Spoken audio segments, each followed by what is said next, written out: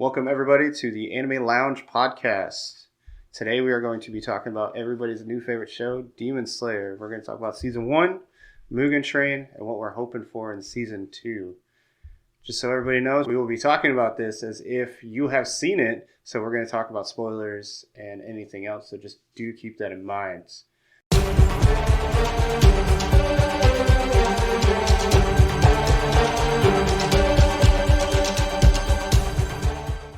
Today, my drink of choice is going to be Crown Royal XL.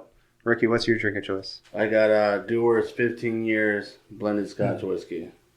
What about you, Lance? I will also be drinking some Crown Royal. All right. So, what's your guys' favorite part of Demon Slayer? I love the story. Like I said, I love the story. I love the CGI. I love the animation. It's emotional, I guess. Yeah. And it makes you invested in the characters. What about you? I like the pacing of the show. I like how fast we get from point A to point B when we're talking about some storyline stuff. There's not a whole lot of stupid filler episodes kind of going on. With that being said, I guess we can also pull that back on the idea of things moving too fast about when Tanjiro starts pulling out some of his water breathing techniques like out of nowhere. Yeah, I guess pacing can be a hit and a miss kind of thing. Because if you go too fast, you kind of lose out on some of that where they learned how to do it. But sometimes it's cool just to see it for the first time in the middle of a battle when your adrenaline's kind of going. Yeah, instead of training. Yeah, I agree with that. I don't know. I like the pace of the show. It doesn't take, 5 episodes for 5 minutes of a battle? Right. Yeah, that's for sure. I also really like how just unique the whole show is. It's helps you get really invested in all the characters, and it's just different from most things you can watch right now, and even back in the day. Mm-hmm. Yeah, Tanjiro being this crybaby of a character, not as bad as Zenitsu.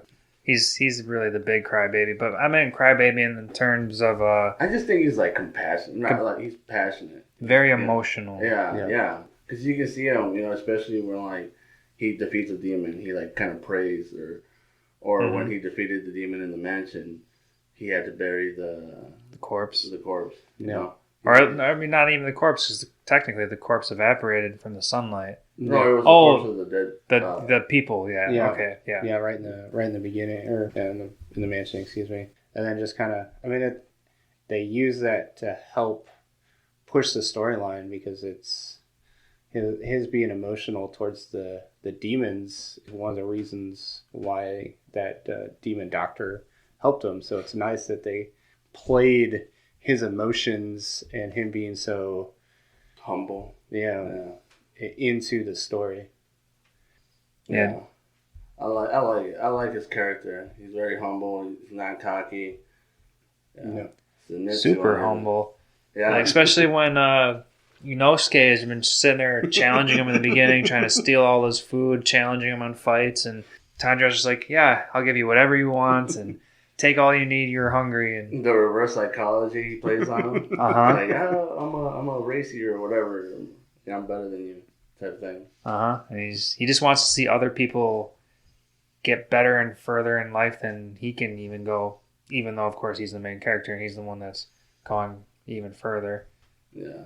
I thought he was going to give up on Zenitsu until he found him protecting his box with his sister in it. Oh, yeah? Yeah, because I was rewatching it, and for a while there, I'm like, Tanjiro just looks sick and tired of this kid. Get rid of this kid. Oh, yeah? Oh, man, that episode that they're going through that drum house, and he's just being the Zenitsu, being the biggest crybaby, dragging that other little kid with him. That really showed his character. Yeah, that was ridiculous. That was a good little series, though, being in that mansion. I really like how much thought they put into the turns and stuff like that. It's very complex stuff. That's a new, unique idea. Never would have thought of that one. No, definitely not. And then just seeing Zenitsu's one move is intense, but it's great. Thunderclap and strike. I love the speed. I love that. Well, you guys seen the little meme where they just pull their thumb out with their sword. They put the sword out with their thumb, and it's just a devastating move or something. They don't even do anything. Yeah, that's pretty much how it is. And it's only happens when he falls asleep. That part's great. That's a nice little added detail. Yeah. Okay, well, since we just brought that up, I do have a list of questions that we need to talk about. And that is one of the questions that I wanted to talk about is, do you guys think that he'll be able to use his thunderclap consciously? Or do you think this is always going to be some kind of unconscious second personality kind of thing? Honestly, I thought he was going to get to have the ability to do at least like a move or two, like a thunderclap. Oh, that's the one he knows, right? As far as season 1. Yeah. Yeah. Okay, well, I thought he was going to achieve that when they were training with where the Hashira are. Do you remember that? Well, yeah, they're training at the Poison Hashira's house. Yeah. Yeah. When they were teaching him how to use total concentration, like continuously, I thought he was going to be able to achieve that, but obviously, you'd think that's just to make yourself stronger. Yeah, It's like Saiyan or Super Saiyan stayed at all hours of the day. Well, they talk about how that's like step 1 to be a Hashira, because all the Hashira can do it. Yeah. Yeah, since I read the manga, I'll just go from what I thought of to begin with, and yeah, I thought he was going to be able to do so much more, at least learn more. Like, being awake, if he could do it awake or asleep. I kind of thought that was just going to be how it is, just because of how they introduced it. Well, he seemed to be pretty used to it in the Mugen Train. Yeah, well, he was asleep during Mugen Train. Yeah, I guess, did he ever technically wake up from his dreams? I know I fell asleep in the movie theater, but... talk about that. That was a late night. Yeah, we were all ready for that one. We're all super hyped up to watch Mugen Train in theaters, and there I am falling asleep right when everything starts getting good. You had a long day. It was a long day. But that being said, Funimation released it for free for a little bit, and we all got our copies. And since then, I have seen it twice, but I guess I kind of missed out on if he ever technically woke up. He was asleep during the entire time. He does wake up at the end, but all the fighting's done. I think he wakes up after the train basically crashes. Yeah. So wait, he missed the Rengoku fight? No. You see him. I can't remember. He's not around during the Rengoku fight, but he's there after they all come together. You see him at the end. Okay, yeah, that makes. Speaking of Thunderclap, we got a show playing in the background, and it's episode 16, 17, I believe. No. Yeah. Fighting in the forest, spider demons. Mm-hmm. Understand what's going on right now. We got a screen going on in the background, watching some episodes while we talk, and Zenitsu is using his Thunderclap move right now. Good timing. Yeah, it's a badass move, man. It's just he's got to man up a little bit. Just man up. I did like that little arc, you could call it, just because it showed that Tanjiro is not going to win every single fight. Yeah, you can't have him be overpowered and guaranteed to win everything. Yeah, that reminds me of the show we were just watching upstairs before this. What's that called, Matt? Cautious Hero. Cautious. It's pretty funny. I like it. I do like it. I think we should watch that one in a couple episodes.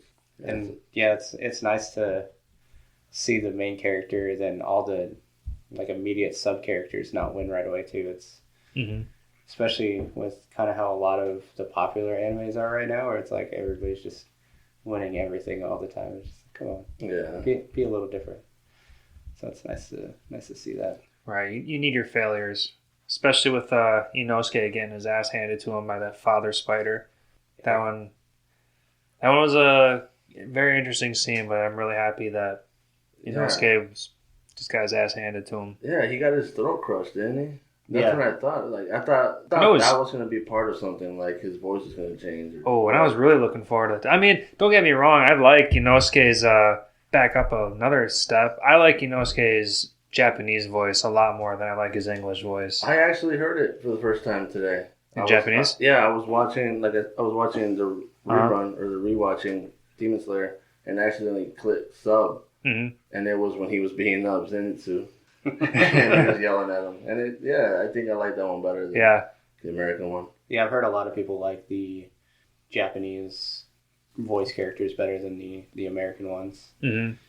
I've heard that a lot, but I watched it all dubbed, so I'm just kind of that's what I'm sticking to right now. I was like, if we would have got here earlier, I was gonna challenge you guys to do your best Inosuke laugh because I've heard it. Oh my god! And I tried it at home and I can't. That'd be embarrassing. I would need a lot of practice for that one. Yeah. Oh my god, man, it's ridiculous. But I kind of like it because it kind of adds to his character. I don't know. Oh yeah, we need him to be that. Well, he's that wild, untamed mountain beast, and he needs to have that wild side to him. So I really like that about him. Do you guys have a favorite character? Before you say who it is, do you or do you not? Kind of like. I feel like I know yours. I feel like I might know yours. I think I might surprise you because Okay. I think I might be lame and just say Tanjiro. Who do you think I was gonna say? Inosuke. Yeah. Don't get me wrong. I love Inosuke. I love his how funny he can be. How stupid funny. Like every time he messes up Tanjiro's name, God, I laugh out loud every single time. But he just doesn't have that explosive, like super-powered Dragon Ball Z kind of attack like Tanjiro. Yeah. You know, he's just boneheaded and he just rushes into battle. That's cool. He's fearless. I like that, though. I love that. But I also like the special effects of moves. Yeah, like the show. Mm-hmm. The show. What about you, Ricky? Who's your favorite character? Oh, you know, man, Giyu. We have, and that's what I'm hoping to see more in season 2. Hopefully, I see Giyu a little bit more of the Hashira too, like all of them. Oh yeah, but yeah, I don't know. Giyu's such a badass. He has like resting bitch face all the time. Mm-hmm. The guy with no friends. Yeah, that's my dude, man. I mean, he took out Father Spider in like a split second, and he's just I don't know. He's quiet. He's not cocky. I like him. Well, he took out that lower 6 too in no time at all. Oh yeah, he also took out the brother or the main spider. The main spider. Oh yeah, because of that. Like it was nothing too. I think we discussed that offline. How he technically didn't die. Yeah, because he detached his own hair. Oh, God, that bitch ass move. Yeah, bitch ass. I mean, that was a very clever way to continue that. I mean, they only added like an extra minute or 2 of anime, but it was still a good. That attack though, that attack was insane. Yeah. Did he use breathing technique 11 at that point, or so he used? It was a water technique infused with the flame blood art. Oh no! Sorry, I wasn't talking about Tanjiro. I was talking about Gyu. Because at what point did he use the 11th form? Because I know that surpassed as far as Tanjiro knows. So when did he do that? When did Gyu do that? Yeah, like he did it as soon as the battles, or as soon as he got to him, because it's versus the Spider Brother, right? Yeah, he kind of ran up. Okay. Yeah, that's what I was getting. He showed up on time. Yeah, because the lower 6 immediately tried fighting him, and he was like, "Fuck you, dude! I know a strong move." Didn't have to say nothing, bro. He's just silent. The silent ninja. That's my dude. Yeah. What about you, Matt? Who's your favorite? I can't guess one for you. I'll Tanjiro's great. I'll probably just have to say Tanjiro, just because the whole story is just going to be about Tanjiro, like from what we've seen. So it's kind of like. Is this answer based off of what you know because of the manga? No, just from season 1 of Mugen Train. Okay. That's a little bit of a surprise. I thought he was going to join you with Gyu. Yeah. Gyu is badass. I can see you a little bit, Gyu. I just can't pinpoint one. Like, I thought right away, Inosuke. Right away. Dead Calm. That's what the 11th form was. Was Dead Calm. 11th was Dead Calm? Yeah, that was the one he used where he just kind of like everything stops and then he's dead. What was that one that Tanjiro used on Mother? Where he gave her like a pity kill, where that was basically a Dead Calm. I mean, he I know kinda just like floated. Yeah, like there was those raindrops, and like I know it's in my notes somewhere, but I'm too lazy to look at them now. But that was a pity kill, just because he knew that she didn't want to be a part of that life. Yeah, she basically killed herself at that point, which is kind of a theme we've noticed. Is where they, like, once they get to that point, they're like, oh man. They accept. Oh yeah, she accepted death. Yeah. She kind of wanted it. She wanted out of that little. Yeah, her family. arms were outreached and accepting it and everything, wasn't she? Yeah. Mm-hmm. Yeah, she wanted out of that family. She did, basically. They all did. So speaking of that little family, I know we were discussing before, how can other demons turn humans into demons? I thought it was only one. Yeah. Muzon Kibutsuji? Yeah, Muzon Kibutsuji, the doctor, Tamayo? Yeah, Tamayo. She talks about how she turns her apprentice, but she knows that only Kibutsuji can do it. So I wonder if it's one of the upper six, lower six kind of thing, where if they're an immediate descendant from him, they can do it kind of thing. I feel like that's going to be the only way, because when she did it, it was one guy in 200 years. Something like that. I don't remember anymore. But yeah, it was hundreds of years. Because when she turned him. Yeah, he's 200, at least 200 years old. Yeah. She's more than that, and I know Kibutsuji is more than 1,000. Yeah, that was a funny part of the show when Chandra was like, "How old are you?" What's his name? Her follower, the one that gets all jealous. I don't know. I don't know what the back to that's in the notes. I'd have to look at that real fast. But yeah, that does bring up good questions, because earlier in the season they were explaining that Kibutsuji is the only one that can turn demons. They turn humans into demons. But now that makes us question: do they mean that he's potentially the only one that could turn demons into humans? Yeah. So I think there might have been a little confusion, or at least maybe that's my confusion. I don't know. I just find that a little bit hard because, well, not really. How would he do it? Just kind of like suck his blood back out? Because essentially, it's all his from the beginning. Spit it out. Spit it out. This demon layout though definitely reminds me of vampires. Obviously, that's like an obvious thing because of the whole sun thing. Oh, the sun thing? Oh, yeah. For sure. Yeah. And then I guess the blood, they talk a lot about blood and talk about certain blood that's a lot more higher quality. Yeah. Ooh, speaking of that, I'm very surprised that in 26 episodes we've only had one sample of blood. Oh yeah, be the given. Cat coming in. Yeah, I just passed that episode. I mean, you could kind of say two, but it's the one where he meets those three drunk people and he gives them his blood to obliterate that one girl. Yeah, he just blows up. Yeah, then that one. The drum demon. He's the only one that's been. So that's got the sample taken. Yeah, we're samples. Oh, sample. Yeah, because from the cat. So Tamio says that it has to be a descendant from Kibutsuji, and because Tanjiro kind of passed out when the lower six guy dies. I guess that's true. He can't take his because that cap just appears. that's kind of as soon as it's ready. As soon as the sample's available. Yeah.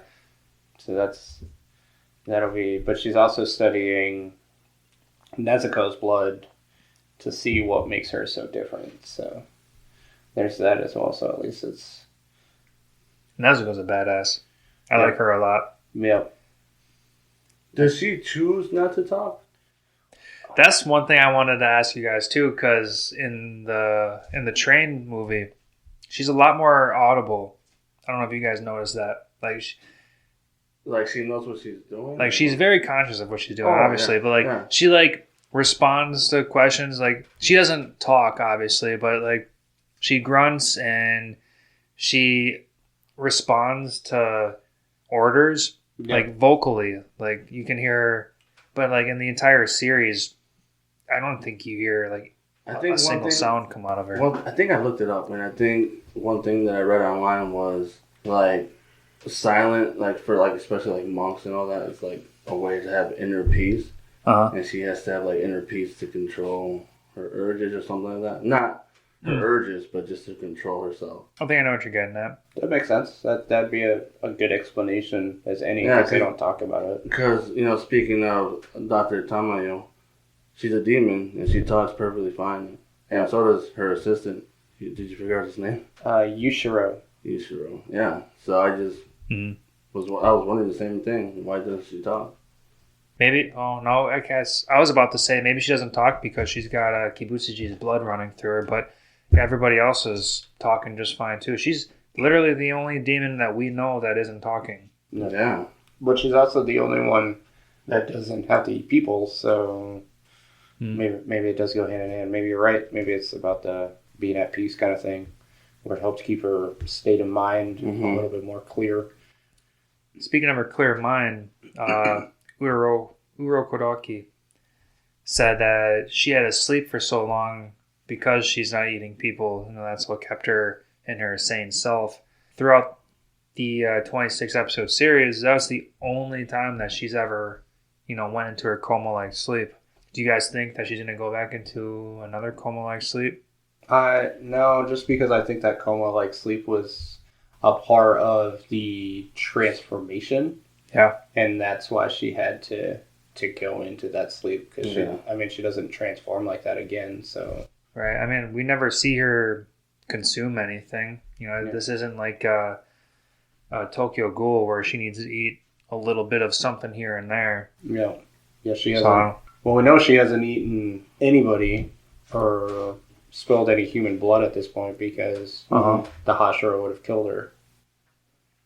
And Udor Koraki, and then you and Tanjiro would have to kill themselves too, so that'd be... They all put their lives on the line for Nezuko. Which is crazy, because, you don't even know about that until, what was that, like episode 22 or something like that? Something, well, yeah. It was about 20-ish. About the letter. Putting their life on the line, yeah. It was a nice little gut-wrench, kind of heartfelt part to the show. That's what I'm talking about, man. I love the story. I love how deep it is. The emotions and everything. No. Putting your blood on the line for someone you don't even know.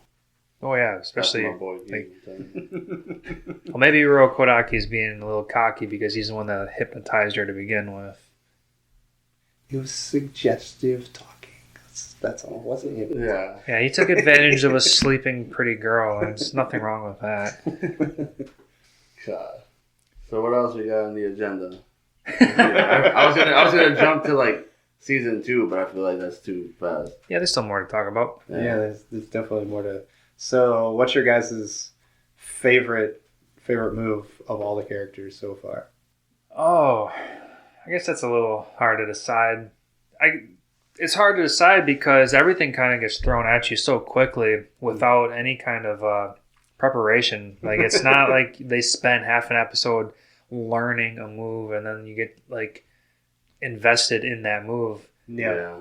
Because Tanjiro knows 10 moves by the end of 26 episodes. No. Because he doesn't have an iconic move, right? Like, no, I don't think anything's iconic yet. No, like all these other animes, Dragon Ball Z, Kamehameha. Yeah. Or, whatever, whoever you're talking about. Yeah. I mean his moves are definitely good, and they're interesting and unique, that's for sure. And it's got to be situational, like I was talking about, like with the mother, how the pity kill and like the raindrop deal. Mm-hmm. Back when Tanjiro was fighting that chick with the 6 arms with the balls and the arrow dude. Yeah. And it's just got to constantly use move after move after move after move. As much as I hated those 2 demons, like I thought they were pretty stupid, but I loved that Tanjiro was combining different breathing techniques to stop his fallings, maneuver really swiftly, and just I thought that was good writing. I thought that was good animation to begin with. So it's hard. it's just hard to choose one move. Yeah, I can't pick one. If we're talking about what's his name, Nezuko. Zenitsu? Zenitsu? Damn, I was way off on that one. We're talking about him. I wish I could see more moves. Moves. That thunderclap is awesome. If I was to bring down, if I was to staple my one favorite move, it's gonna be Zenitsu's thunderclap move. Yeah. It's just because I don't know. It's just big boom, awesome. Yeah. I don't know. Even Rengoku, like fire moves are awesome and all, and he was clearly strong as fuck. But Zenitsu, something about Zenitsu is just I like his unconsciousness that just can't. I don't know.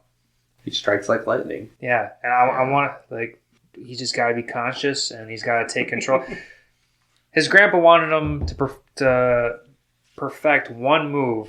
And he perfects one move, but he can only be unconscious. Imagine what he can do if he's conscious. Yeah. He'd be a badass, too. He's also got to stop being a bitch about it, though.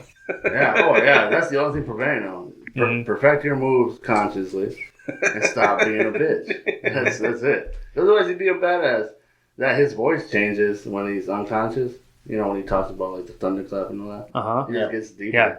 He gets deeper. He gets serious. Oh, speaking of that, doing a little bit of research, I don't remember where I found this tidbit of information. I haven't looked back at it myself. But somebody said that Zenitsu's voice is different from the main series than you meet him back at the trial.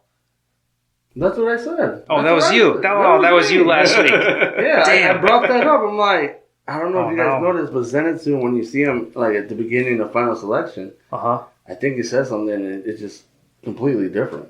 Yeah, well, And then- I'll have to look back into that because And we had a week to look into this and we didn't. But yeah, if you're listening out there, pay attention to that because I'm pretty sure it's different. Yeah, go on our Facebook page and let us know if... And like I'm a freak about that stuff. Like when voice actors change or when actors change. That's why I thought, you know, with Inosuke's throat getting crushed, I thought that was going to be something like... I was actually looking forward to his throat being all gargly and ruined like that and being stuck like that for the rest of the series. I was like, if I was reading manga, I would have read it as a broken voice the rest of the entire series if I didn't know any better. Beast. See, I didn't muffled. Only because I took that their healing abilities were so good that they could just repair everything. I guess that's a good point. Because Zenitsu's arms go from being like...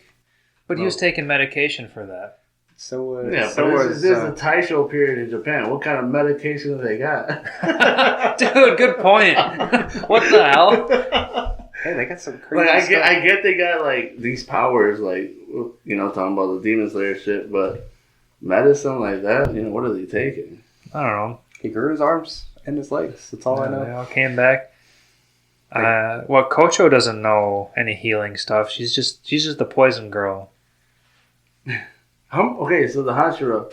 So I'm guessing these are like types, right? Like you see in Pokemon, water type, this and that. Right. No. They're all going to have their own specific... And how many are there? Hashiras? Oh, God, I don't remember. Do you guys I'm know just going the to types? assume 8. I like how you throw 8 out. That sounds right. Okay, Pokemon Look at me Lance. and throw 8. Yeah. Yeah, there's the steel type, the dragon type. No, I'm kidding. No, they're... Well... If you kill demons at nighttime, you get the Espeon type. Or no, that's not nighttime. that's not. on brand. Yeah. Oh, there you go. Fucking everything up today. There are 9 of them. But 9. Okay, well, now there's 8. Oh, Well, that is... You are very correct about that statement. That's Yeah. true. Poor Rengoku. So we really don't learn what their abilities are at this point. Right? Just because, so we can assume that one girl, because she was all love and stuff like that, so it's probably Oh, some... that pink-haired chick Yeah, the pink-haired with girl. the green tips. We really gotta learn these names, guys. Well, I guess I got them pulled up. I got this Kimetsu no Yaiba fandom.com as just a list of the names. And the Hashira, here, let's just go through them. Water Hashira, Gyu Tamioka, which we've gone through the entire series. And Ricky, that's your number one favorite character. Yeah, that's my boy. He's a badass, so there's nothing against that. The Love Hashira, Mitsuri Kanroji. Sorry, I'm going to butcher all of these names, but... We'll get better. Yeah. We'll get better. Don't forget, stick around for Lance's lessons later on, too.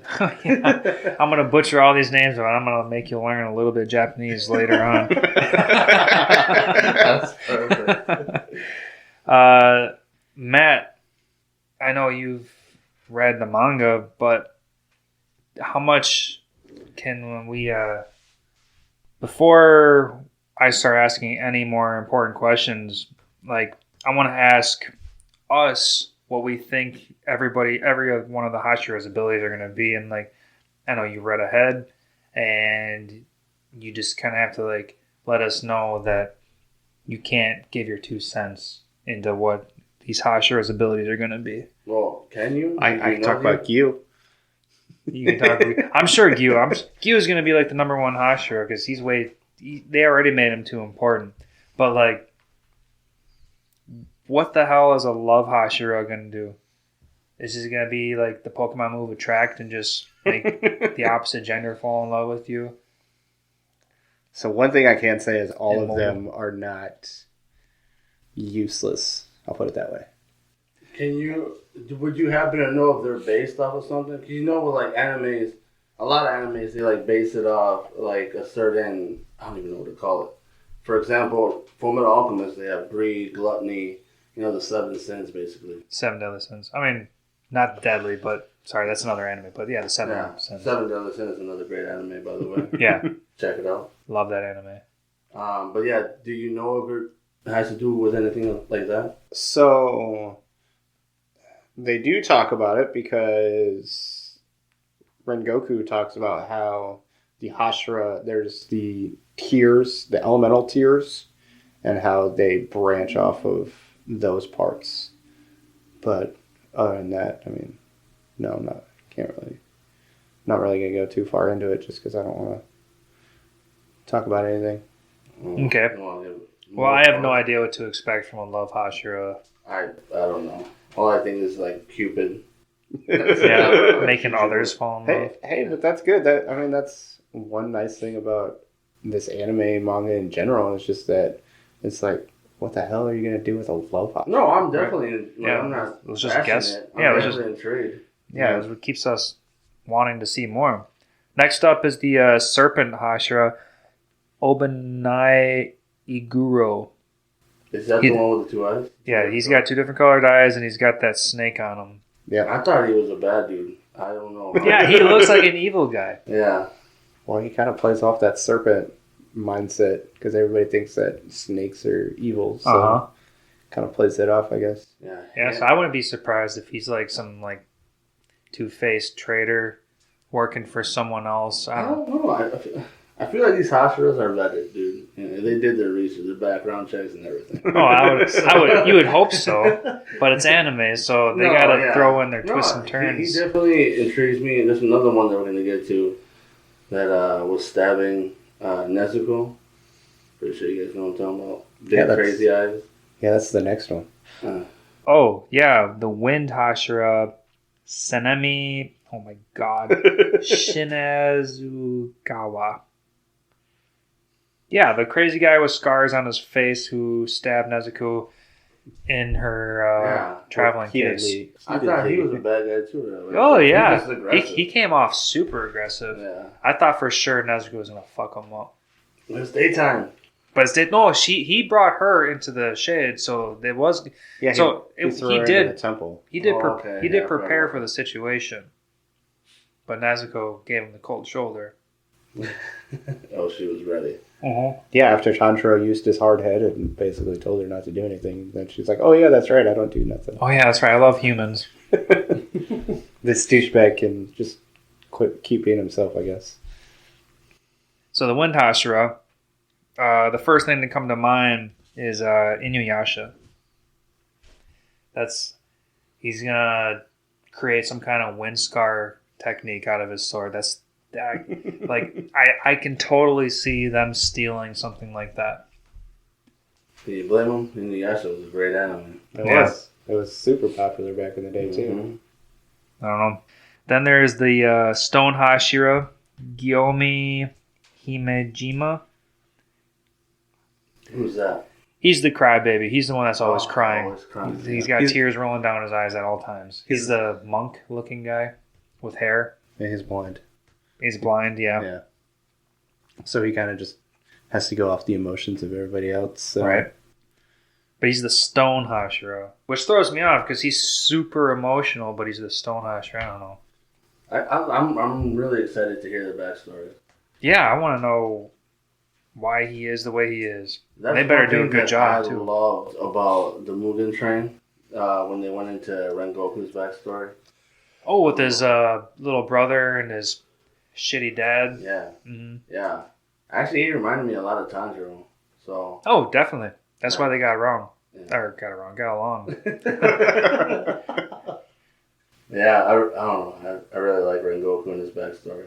So that's what I'm hoping in season 2 or whenever they show us who these people are. Because I'm really intrigued on those two guys that I think are bad. Mm-hmm.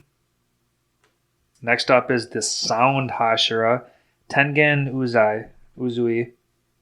Probably Uzui. The Sound Hashira. I don't know. Sounds about right. Yeah, that'd be interesting. I'm just trying to connect all these things. Yeah, sound, wind. Wind is pretty easy. Right? Should be relatively Combination straightforward, element. right? Yeah. Next up is the Mist Hashira, Muchira Tokito. Muchiro? I thought she was quiet. I don't really remember anything about her in the meaning of the Hashira. Like, she's pretty... Pretty sure it's a dude. Pretty sure it's a dude. That's a dude? I'm pretty sure that's a dude. You know, that probably is a dude. Why not? So with the purple hair? Or like the short, kind of dark purple hair? No, it's the guy who's just kind of looking around like, oh. Oh, yeah, wow, the one that, like, spaces out. Yeah, I don't really care. Yeah, okay, Just- I remember him. It's like, whatever. Yeah, okay, now that you say that, yeah, now I remember him being a dude. Yep. Kind of like a Nosuke. Just got some feminine features. It's okay. How many more we got? The next one is the Insect Hashira, Kocho. Shinobu Kocho. We already know about her. She got that thin-ass blade that can't cut shit, but she knows how to get poisoned. Yeah, she can poison him and kill him that way. She's the only one that can do And we learned through hers and Tanjiro's little visit on the roof that she may look happy on the outside, but she's hurting on the inside. that. Yep. Yeah, because her sister got killed by the demons. That they trusted. Oh, so that's the one that flips the coin?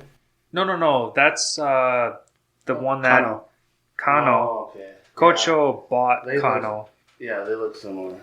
and decided not to keep her as a slave. Like, bought her from being Sold slave. And Because of her sister. on the topic of Kano, I have another question that I wrote down. Kano, will she make decisions on her own after the stupid coin flip?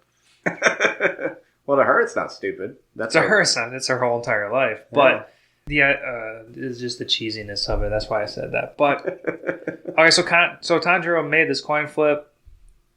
Do you think now she's going to have a will of her own? She's going to be a normal person? I would hope so, honestly. I hope they kind of get away from it. It's just a small little detail that's kind of unnecessary. Right.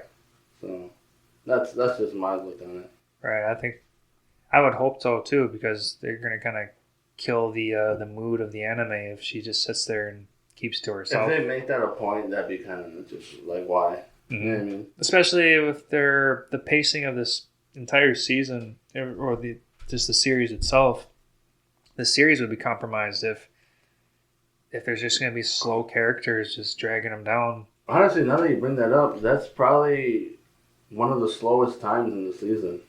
Like, everything's been action, they keep on moving forward or whatever, and when they got to that camp or to rest or to train, it was kind of slow. Right. And they kind of filled it in with that coin stuff. And Yeah. They've been moving through the series super fast, but as soon as they got to the Hashira area, They did give a couple episodes into learning how to do the total concentration breathing. And then the recovery. I mean, it's like 3 episodes, so it's not. I mean, But if you compare compared to this, if you this compare series, that to Tanjiro learning 10 moves out of nowhere, Yeah. that's true. And then it'll be. I would much rather watch Tanjiro learn 10 moves than to watch him get beat up by 2-3 little girls while he sleeps so that he can practice total concentration breathing. I don't know. That was kind of funny. And then the whole Nosuke and Zenitsu getting all mad at Tanjiro because he made his exercising seem like the worst thing in the world, and it's Showing everyone up. well, not at the very beginning when Tanjiro comes back for the first day and he's super exhausted, and or Zenitsu's like, "You get to play tag with girls," and Oh, yeah. lightened it up a little bit. It was kind of nice. It changed the feel of the anime just a little bit by adding those couple episodes, and it slowed it down. Could you imagine an episode or anime where it's like action, action, action, like every episode is just? It would be pretty crazy. Yeah, I mean, at the same time, nobody wants their fillers. They could have definitely cut. They probably could have cut at the pace that they were going originally. They could have cut a lot of that out. We could have sped it up. Like I said, we skipped ahead, and Tanjiro just pulls 10 moves out of his ass. Yeah, out of nowhere. Because I guess like the way I see it when I remember back, like I just remember the scenery. So I remember them being in that little camp for a while, and when you go back, you just see him going from like this town to a different town. and I mean, so they spent a few episodes on him training in the mountains too. So it's not like Yeah, but that was super early. You know what I mean? So you just wanted to get. But they also elapsed 2 years over that. yes, yeah, that is true. But then they spent 2 episodes on him trying to cut that rock. Yeah, Yeah. that was 6 months. It was 6 months, but it was still just him trying to cut a rock. So I mean, With that the being concept said, was- how long do you think that he was even recovering at the Hashira house? it was probably months. It's probably months. They didn't specify Yeah, anything. that's I mean, the pacing might have kept the same, but it just took him so long to do all these things. But that shit, it's- do we even know how old Tanjiro and everyone is? So in the beginning, I don't know if you remember, in his first mission, that guy calls him a kid. Mm-hmm. And other than that, so I'd imagine he was probably 13 when Nezuko got killed, if I had to guess. So he's probably 15, maybe 16 at this point. Yeah, I could. I mean, being a Japanese anime, like, you almost have to expect him to be around that age. Yeah, that's true, and it's really hard to judge because, I mean, the Hashira are probably all... Yeah, they all look like they're mid-20s. And Tanjiro and everybody else looks about the same age. So they're still younger, yeah. It's just going to be hard to judge. They don't go into it, so you just never actually know. Are we at like the full group? Like, is there going to be any other members coming in? What do you mean, are the other members? As Like- far as what? It's just like out of their group because we have Inosuke, Tanjiro, obviously, Zenitsu, and Nezuko. Nezuko. Yeah, I Is there think gonna you could safely assume that would be everybody if you get through the first season. It's usually and the movie. Now you're asking for spoilers. We can't be doing this.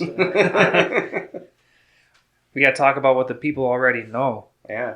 minus the I'm manga just kind of readers. hoping because I'm like I said, well, like we said, we have the video playing in the background. Uh-huh.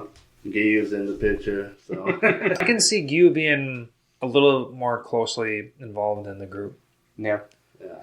Maybe more as a trainer because obviously Rengoku. And that's what I was hopeful, like in the movie when they were like, "Oh, can you train us? Can you train us?" Big bro.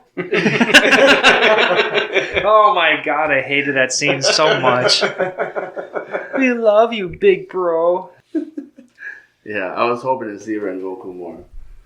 Yeah, I was very surprised to see him die. Also, at the same time, I guess I am happy to see him die because at this point, no one important has died. Like This isn't one of those animes where you know everyone's going to live and it's going to be a happy ending. Like, dude, we need to have that kind of suspense. And, like, shit can go wrong at any moment. You should be happy that your main characters are alive. And if the Flame Hashira... I'm sorry, is he the Fire Hashira or the Flame Hashira? Wait, It's Flame Hashira. Flame. Yeah, because there's there's just that little bit of specificness about the flame and fire. But because he died, I think that showed some importance. Well, it's not like some animes where it's like we go 3 episodes and somebody died. It's like, don't get attached to anybody because everybody's gonna die. Oh yeah, we can't go out that route either. Yeah, especially at the pace that this show has been going. Yeah. Because it's been going so fast, you need more than just a couple episodes. No. But I guess at the same time, let's go back to the brother spider, one of the moon demons, where he dies in an episode. In the very next episode, they spend a very good portion of that explaining his backstory. Yeah. Oh, so you're talking about the lower 6. Mm-hmm.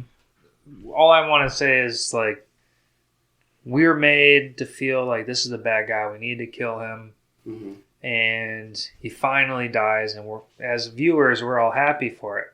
But then the next episode, we go back and do his history, where he's just a little kid. Yeah, but... And then we start to feel sorry for him. But they've been doing that with every demon. Oh, yeah. But specifically the spider guy, we spent a lot more time. I do like that, though. I'm not gonna lie, when they kind of show like their human side, when they remember their human side. I love when they go back to when they were humans. They did that with the drum guy too. They go so it seems like they did that with everybody so far. Yep. Well, yeah, even they did that with Final Selection, the guy covering his neck, the big guy. Yeah. They just saw little snippets or like little scenes. Well, they went more into their backstory with the drum guy who was a part of the lower 6. Yeah. And then the Rui. They went into him, so it seems like the more important of a demon you are, they go back into it because they like show the tragedy and why they were so willing to be a demon. Right. This reminds me of the meme that I wanted to show you guys.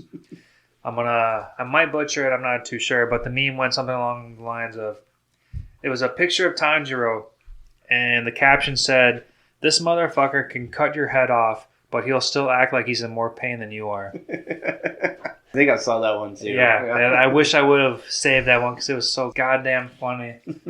I thought it was such an obvious meme and I'd be able to find it no problem, but clearly I can't find it. It'll circulate again.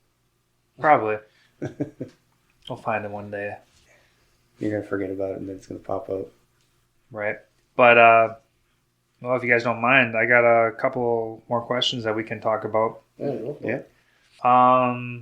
Well, if I'm going to go in order from what I wrote down and cross out things that we've already talked about, the next one, let's talk about Tanjiro's sword, on how it's black, and how Rengoku in the movie said that black sword wielders can't become Hashira because they don't know what element to master. Because we know that he knows 10 water breathing techniques, but we also see that he slowly starts to incorporate some fire techniques in there as well. Yep. He shows that he uses some fire moves with Spider Demon, and he also I'm pretty sure he used some fire stuff in the movie. I can't remember that. I know for sure. His final attack he does. Because and his the final attack on the train, they do that. Mm-hmm. He uses some of his previous training that he learned growing up, his breathing that way. Oh. Yeah, because they were watching the father breathe through everything. That's a good point that you brought that up. He kind of reminds me of like the last Airbender. Like he's in a master. And I'm super happy you brought that up because that's part 2 of what I'm asking right now. Because that's exactly where I was going with this. If they're already making us think that he's going to fight water versus fire, what if he just incorporates more elements like thunder or wind or like any of the other Hashira? What if he just becomes the avatar of the Hashira? Because he has the fire, he has the black sword that apparently decided. Everything goes into black. Yeah, because that's an interesting theory. yeah, me and my little sister were talking about that. Actually, that's where I got this idea from. Really? Yeah, we were just God, talking. I love anime. We're just Just brings everybody together. I picked her up from school, and we're just talking about it, and we just started incorporating Avatar: Last Airbender into it. Like, Yeah, why not? I mean, that's what it reminds you of. Mm-hmm. But right now, all we know, obviously, is water and fire. And fire is briefly introduced. Yeah, because he wants to learn more about if anybody's had this ability. Mm-hmm. So I got a question that just popped in my head. What do you guys think the significance is with the Hanafuda earring? The only thing that I can think of is what we were talking about off air with the scene where his father comes into play. Because his dad was wearing Hanafuda earrings as well. I think Matt, without disrupting anything from season 2, can you shed any information on this? So the only thing I can really say is from the manga from season 1 is there's a little snippet. It's literally one picture, and you see a much younger Kibutsuji on the ground, and you see a black figure with Hanafuda earrings. Hanafuda earrings, excuse me. You see that image in the show. He kind of reflects back when he goes, or when he freaks out about him, telling his minions to go kill him. Okay, yeah, I don't remember that. I think I don't know. I'm on board with you, Ricky, because when I was trying to come up with some questions and doing a little bit of research myself, something on the internet also said something about the Hanafuda earrings and how something about his father had something to do with something. So, I mean, his father has that breathing technique that's passed down from the family line that you learn about. And those are the same. Also, those are the same. So the earrings are passed down.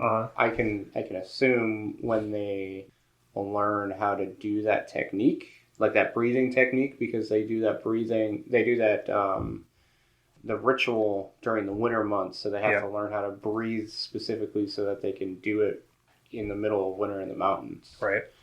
So I'm assuming that's when the earrings get passed down. Is when they maybe traditionally, but because the father died, it was maybe they were passed down early in Tanjiro's position. But other than that, I mean that's the big one. And then you notice how Kibutsuji is very focused. Yeah, very focused from the moment he meets Tanjiro that he needs to die. Right. So and he also specifies that the Demon Slayer with the Hanafuda earrings. Yeah. So we know that those stupid earrings are very important to Muzon Kibutsuji. Yeah. I can't wait, man. I can't wait till they meet. I want to like on the battlefield? Yeah. Oh, yeah. Especially episode 26 when he just fucks up everybody. All his minions? Or all of his lower six? His lower six, or the lower 5. That, by far, was great animation. Yes. That was the best CGI I've ever seen in any anime. Yeah, it was crazy. And then if you didn't already know how fearful everybody was of Kibutsuji, it's prime example when he can just obliterate his second group of strongest demons, but without even trying. Yeah, without even a thought. Like that one that was trying to escape, dude was going at swift speeds. You thought that he was miles away, and all of a sudden Kibutsuji's just like dead out of nowhere. Instant mission transmission, just boom, cuts off his head. Yeah, that was a great scene. That was a great scene. I'm loving it. I'm loving this anime.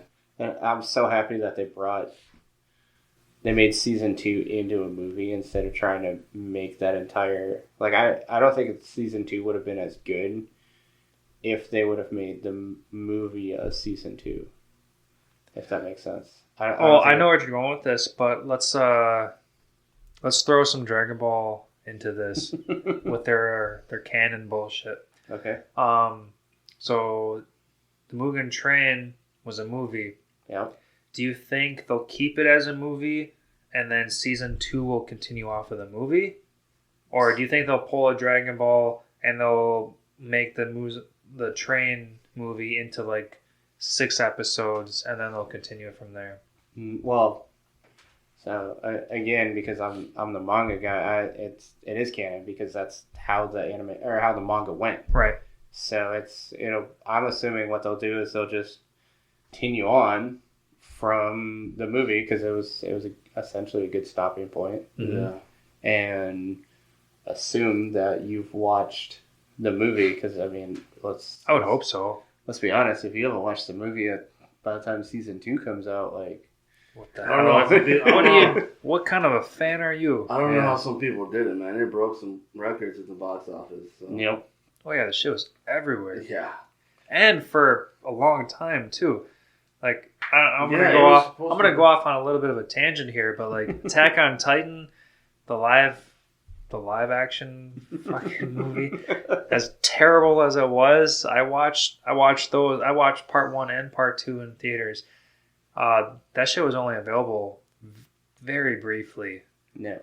And very select theaters too. Yeah, it was only supposed to be for that weekend, right? For Attack on Titan? No, Demon Slayer. Oh, Demon Slayer. I'm pretty sure No, Demon Slayer was scheduled weeks. for Several weeks, yeah. Like, so they prepared. They prepared. Like they know that this is a hot anime. And when it was the top grossing Japanese movie, top grossing movie in Japan ever, it's gonna be popular.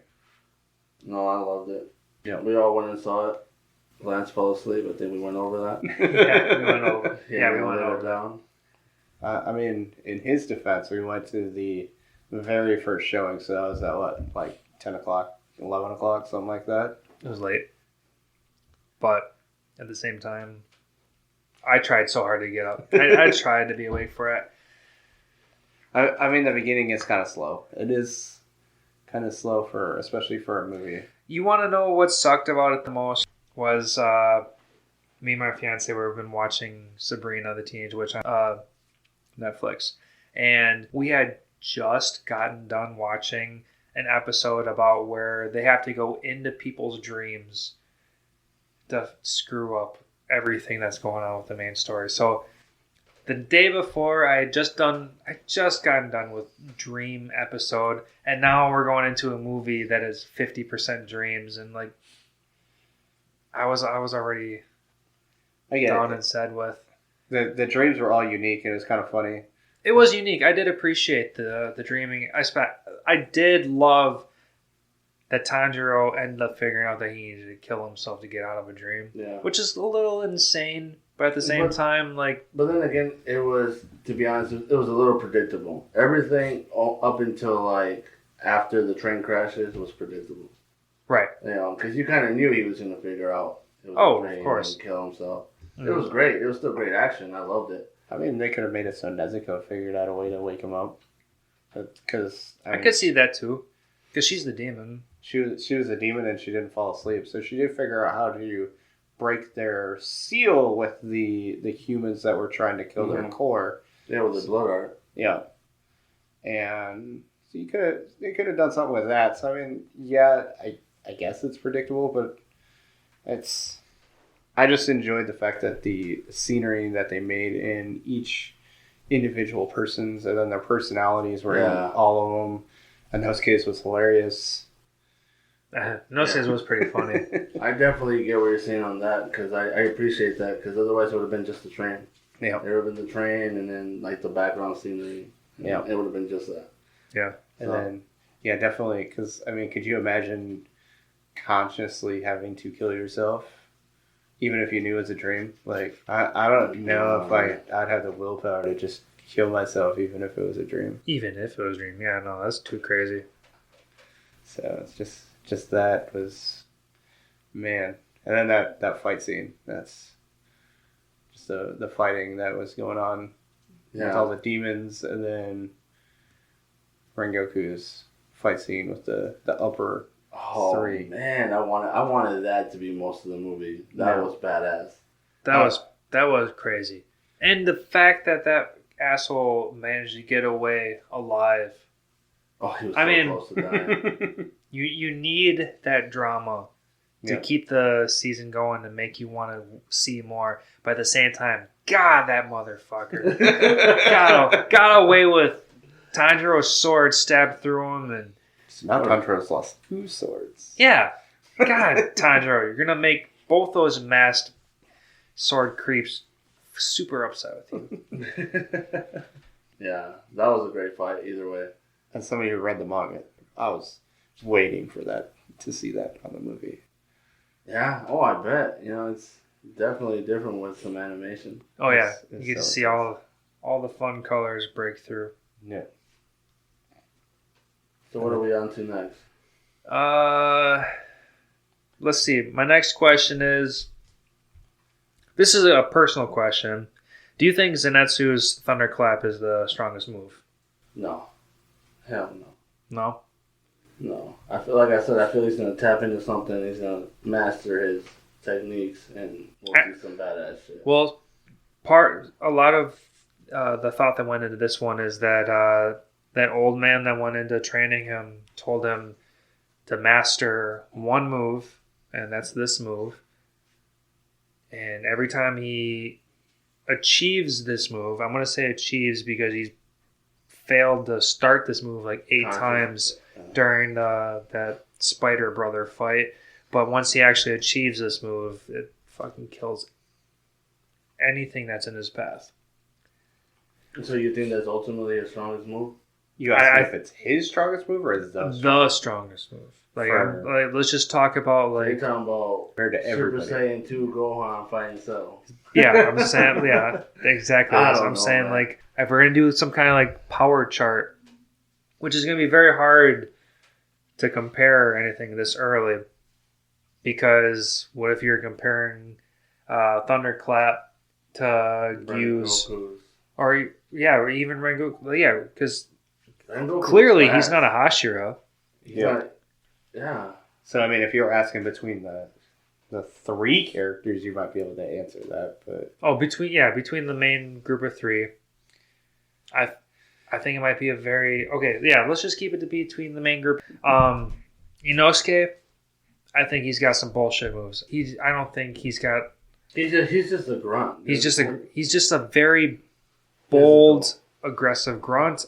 He's very strong, but Yeah. I don't think he's got like some badass finisher move. Like, because he's like technically like the beast Yeah, element, whatever you want to call it. yeah, the Beast breathing. Yeah. So yeah, he's got some cool like moves for like strategy wise. You can play strategically, but to like battle, no. He's your support character. Is what you're Yeah. saying. yeah. But he'll get in there. Oh, he sure will. And get his head crushed in, but you know it's. I love his crazy ass, man. I love it. I really wish, we can practice that laugh. I want to see you guys fail. All right, so we'll practice this in our spare time and our privacy, and just we can fail on our own until we feel comfortable with it. You may or may not hear it ever. No, Ever. definitely not. All right, so what are you thinking? What for the next question? No, just thinking if that's the strongest move between the 3. As of right now, between the main 3, I think Zenitsu has the strongest move, and that's I don't remember what Tanjiro's breathing technique number 10 was, but I just feel that because they put a little bit of emphasis on Zenitsu mastering that one move, and that's the only move that we currently know, that's gonna be the power level of over 9,000. I can see where you're coming from now. So I can agree with you on that. Especially for now, he's definitely the strongest if he can do it Pull it off, right? Yeah, we got a dog mascot sitting by us right now, so you might hear him breathing right now. Husky, she just They're breathes both over over here.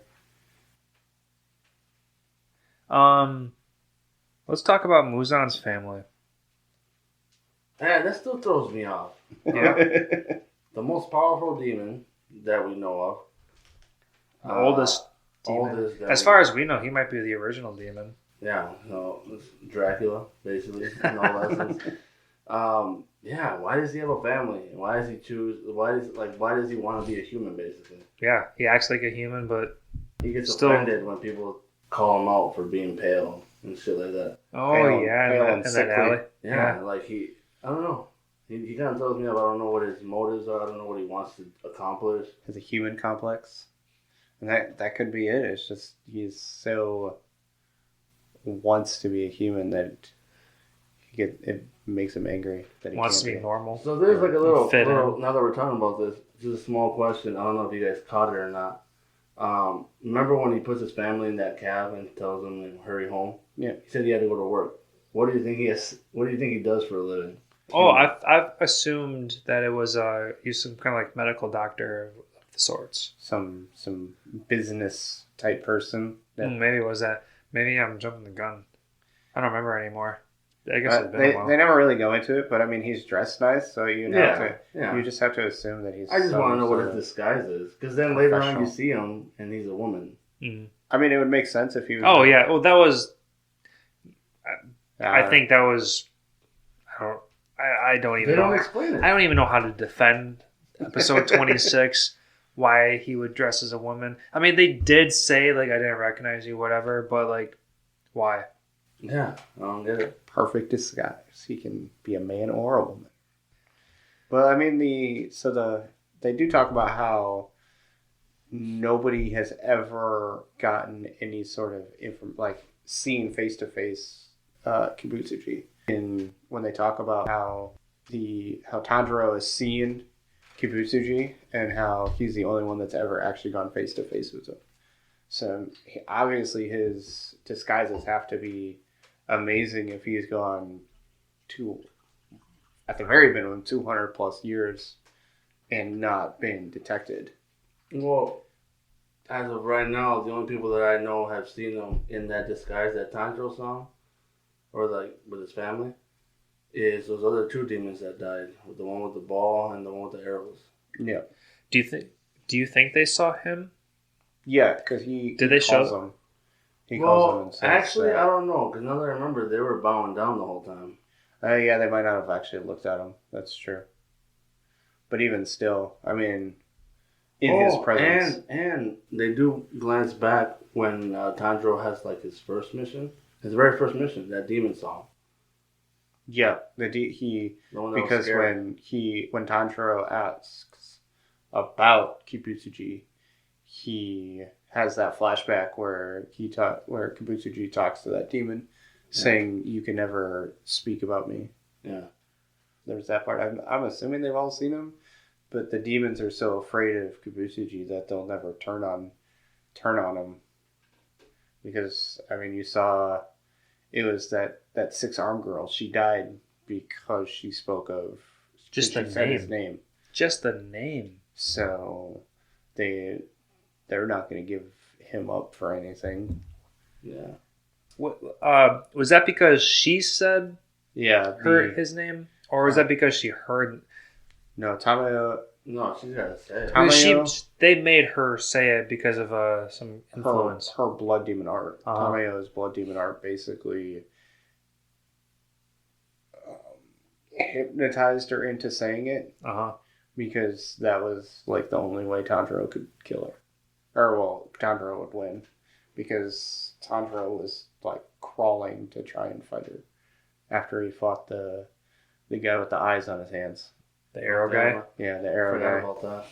He's getting his ass handed to him. No. Basically tricked her into saying it. Yeah, so it was basically a failsafe. No. That if she ever gave up his name, that boom, she'd die. Well, it's all the demons. Any of the Oh. demons say it. So I guess that was some That would reason explain why that first demon was so scared to even talk about it. talk about it. yeah, his name getting mentioned. So yeah, nobody knows what he looks like. So I mean, his disguises have to be amazing. But I mean, if he can be a man or a woman, I guess your disguises are great. Let's talk about Genya, one of the guys that completed the challenge. and we meet him in the end, episode 25, 26, and he shoulder butts Tanjiro. Oh, final Yeah, selection. He was in the final selection. Dude got super beefed up. Yep. And that's really all we know at this And point. that's all we know is that he went from. So I guess that kind of goes back to my question. Do you think he'll like be part of a couple? Well, I know he'll come back in a couple episodes, but to join the group potentially for a you little think bit? this dude might join? I don't know. I don't know, just because. Oh, because he was part of the original selection, and this is the selection working together. Yeah, basically. Yeah.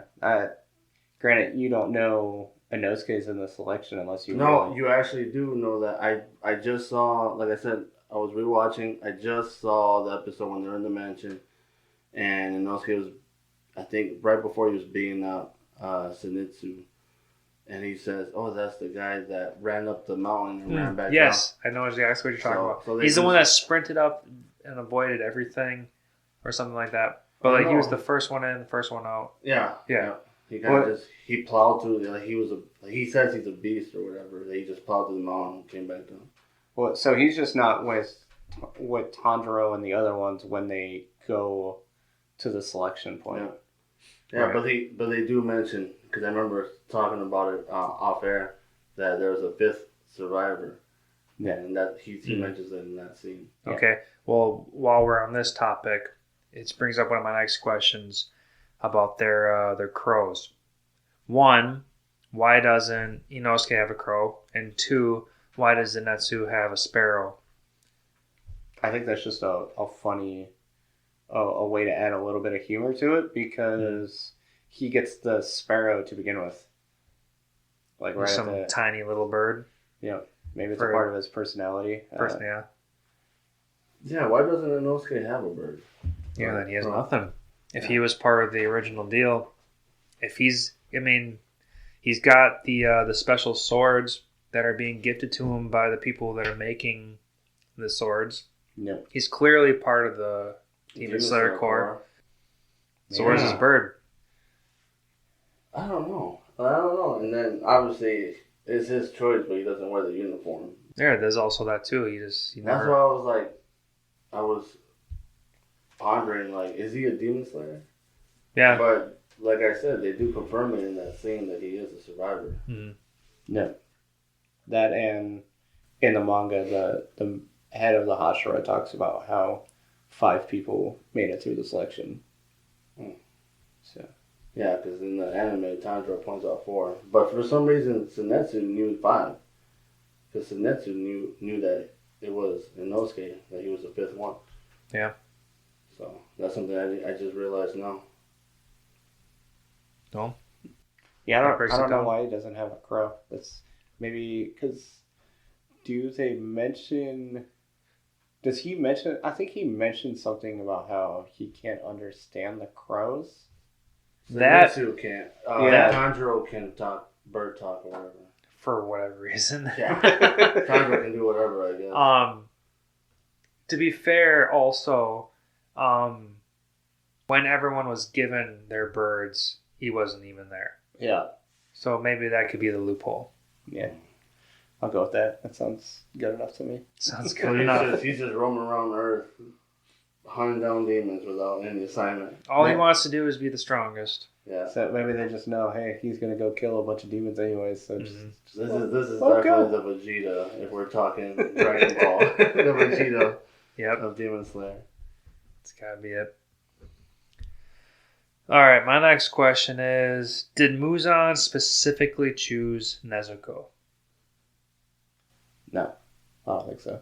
Do you think Muzon just was wandering by, fucked up this family, and Nezuko just so happened to be the survivor that maybe took the slightest amount of damage and turned? Or I think Muzon intentionally targeted the family because of the that's what I was thinking. Hanafuda earrings. And I think that because the Hanafuda earrings and Giyu shows up a day late. You know what I mean? So he was already kind of like tracking them. Right. I don't know if he was protecting that family from a distance, but yeah. For some reason, Giyu knew he was going to be there. Yeah, or at least in the area. Yeah, maybe. Yeah. I think he might have tried turning the whole family, and Nezuko's the only one that survived. Or maybe that could just, be another thing too. I don't know. But yeah, I definitely do agree that the family itself was targeted. Yeah. Probably. Because of Tanjiro's father. Maybe. Just because it's this Hanafuda earring deal, it's clearly too big. Yeah. Yeah, whatever Tanjiro's dad was doing with the flame dancing, I think that's going to have a big significance in how this entire series is going to end. So going back to the Hanafuda earrings and his father, though, I'm still kind of skeptical that it was his father. Because like we said, those earrings have been passed down for generations. Right, the generation deal. And you said we saw a glimpse of a much younger Kibutsuji. Well, he's 1,000 years old at least. Mm-hmm. Yeah. So. Yeah, we're talking generations at this point. Yeah. Yeah, so it's, I don't know. It's a good one to keep an eye out for.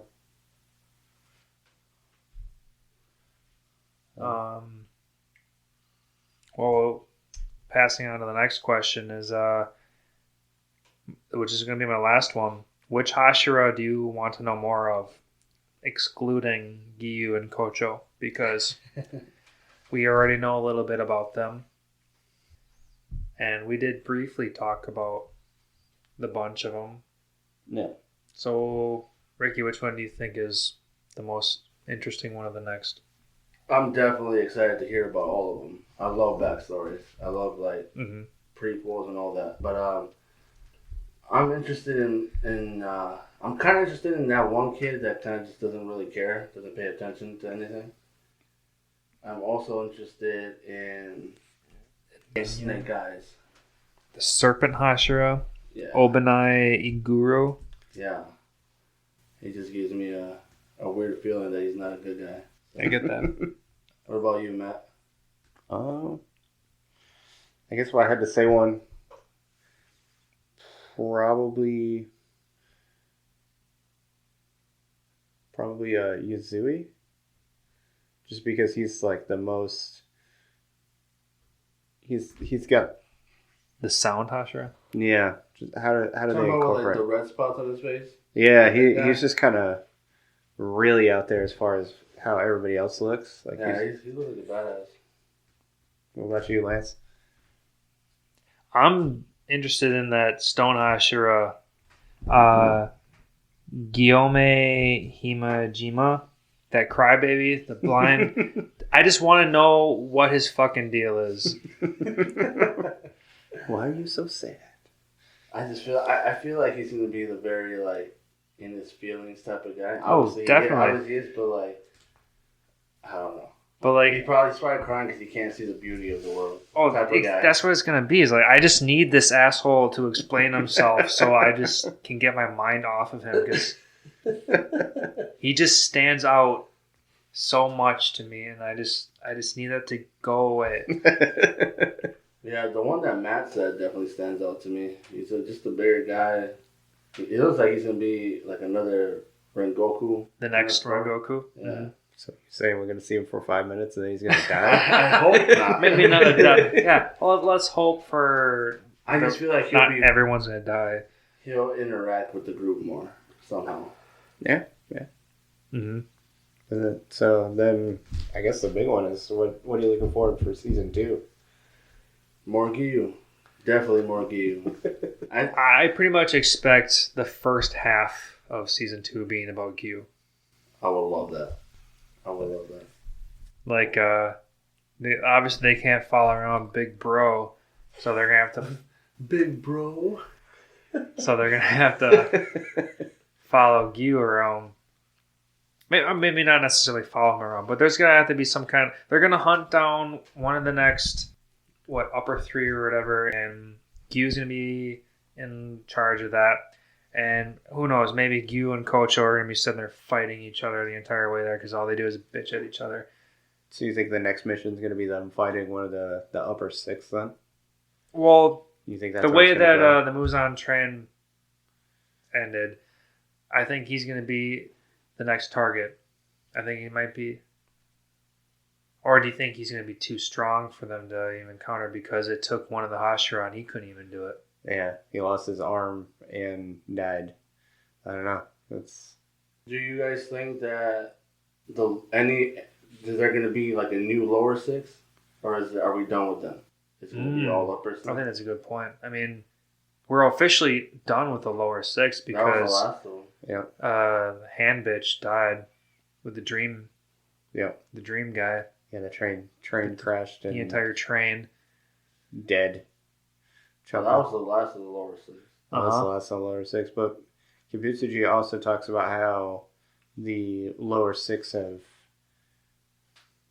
transferred people multiple times, and the upper six have not in, decades? Yeah, they've never changed. Yeah, so 500 years or something like that. Yeah, it'll be interesting to see how that happens. Yeah, because we don't know how often the lower six change. As far as we know, episode 26, he was quick to switch them out as it was. Yeah, because he was talking about how maybe I just need new ones. Mm-hmm. So let me kill all you fuckers and start again. Yeah, that's all it took. He didn't care. He didn't have an ounce of remorse, regret. What are you looking forward to, Matt? Yeah, I think just hoping to get more backstory of the Hashira. That'd be nice, especially now that we have an introduction of all of them. Yeah. It'd be nice to see what their abilities are, all that fun stuff, and then obviously see if Tanjiro can do something with his fire breathing. Mm-hmm. I agree. I want to see.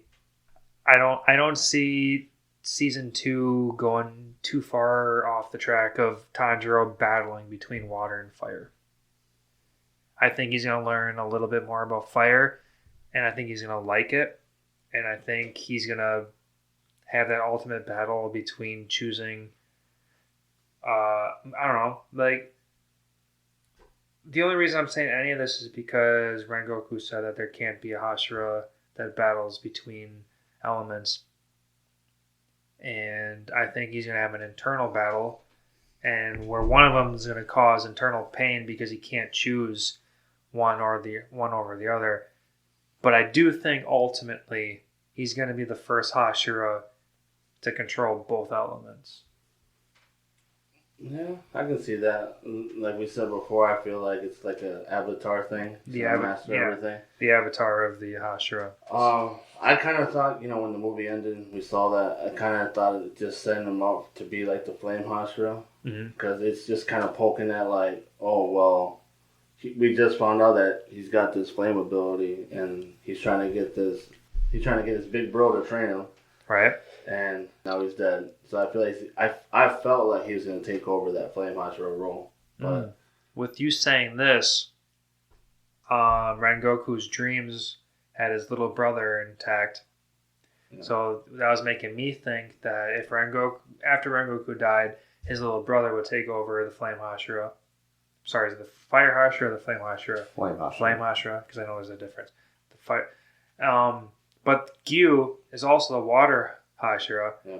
And most of season 1, Tanjiro has been the water element.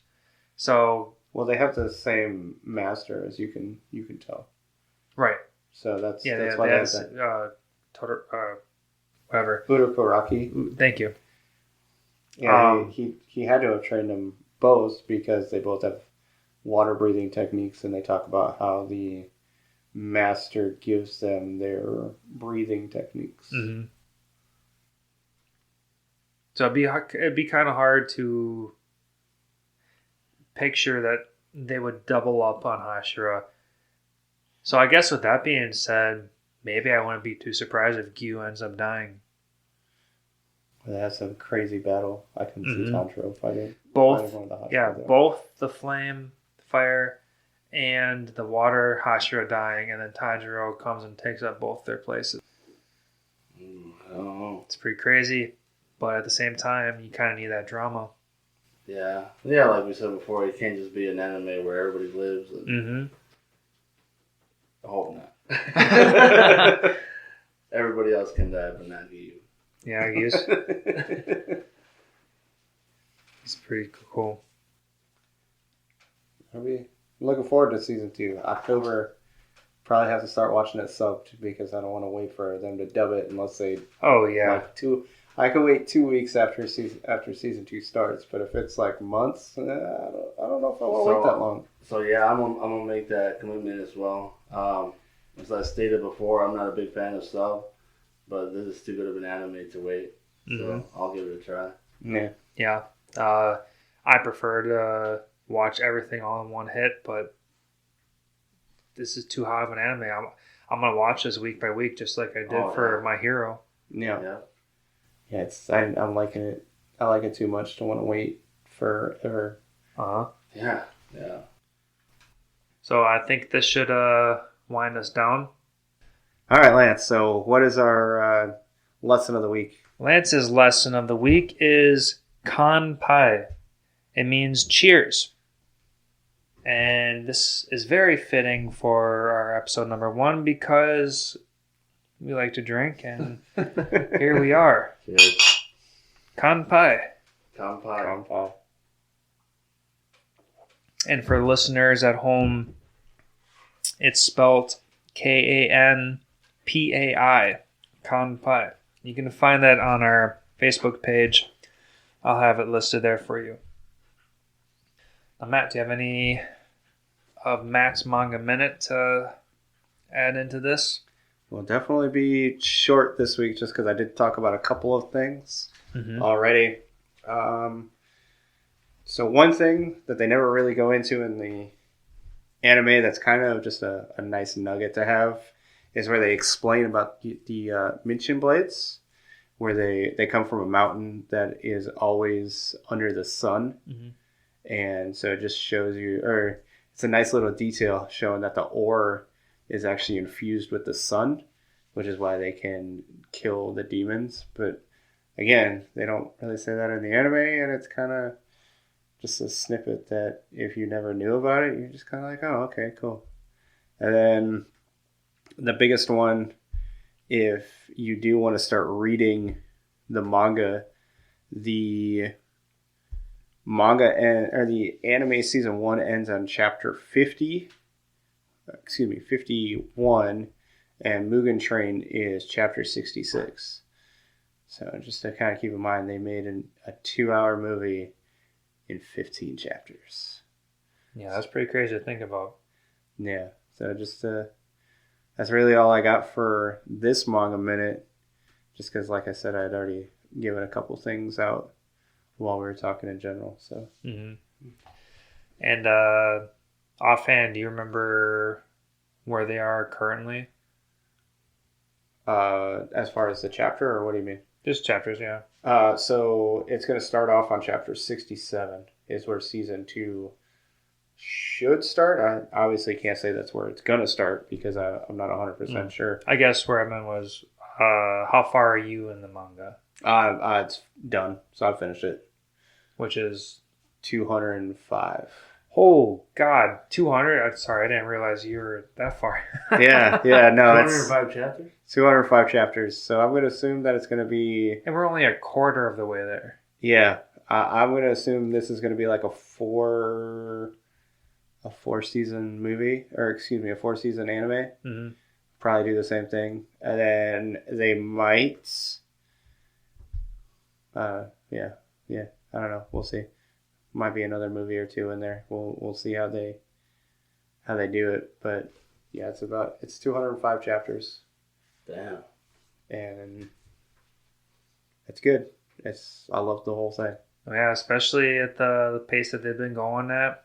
Yeah, we don't have to worry about this turning into a 200 plus season series. No, it'll probably, like we were talking, it'll probably be like Yu Yu Hakusho, where it's about 140, 160-ish episodes, 4 seasons, and that'll be it. I think they'll do Just get straight to the point, man. Yeah. Don't waste our time. That's like a perfect size for an anime. Yeah, especially the anime has done a very good job of sticking to the manga, so I can't imagine they're gonna deviate from that, especially with how popular the anime is. I can't imagine they're just gonna pull a Promised Neverland and just completely screw up season 2. Yeah, I hope not, but you'd be surprised. Yeah, I'm looking forward to it though. Yeah, no, Yeah. for sure. So am I. I'm excited. I'm excited to see what you already know. Yeah. I want to see visually what you know mentally. Yeah. Because you already have everything pre-ruined. Well, I'm looking forward to the anime. It's gonna be amazing. Mm-hmm. No, well, I appreciate that, man. That was Matt's manga minute. Do we got anything else to go over? No, I don't think so. I think that's everything. Thank you, everybody, for listening to our very first episode of the Anime Lounge podcast. Please like, review, and share our content to help grow our community.